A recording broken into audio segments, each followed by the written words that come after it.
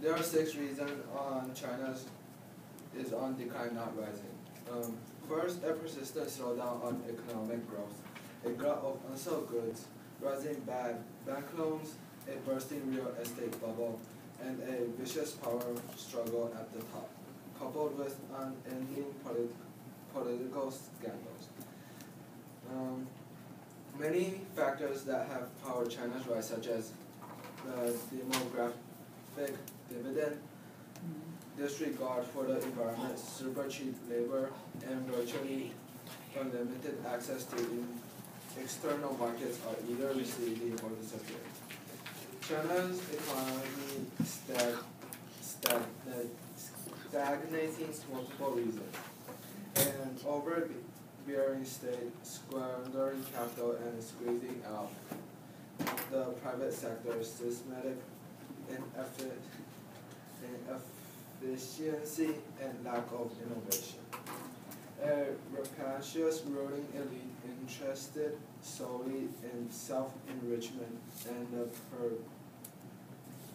perpetuation of its privileges, a woefully underdeveloped financial sector, and mounting ecological and demographic pressures. China's growth rate is falling from 10 to 8% a year.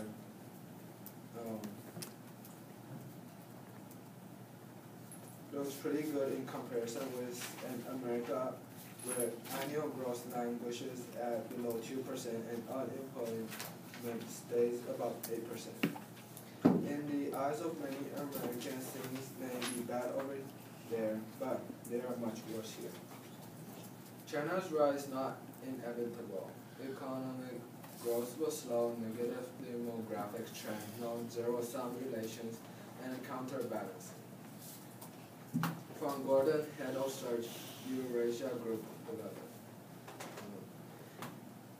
But Rachman's essays overstates the inevitability of China's rise and its negative implications.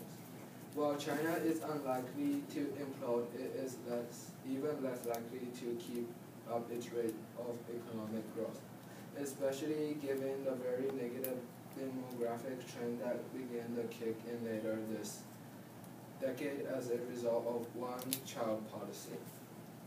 China's growth rate in the next 20 years will be only a little more than half of what they were in the last study. China's rise is not inevitable. Demographic environment, overcapacity, and political instability.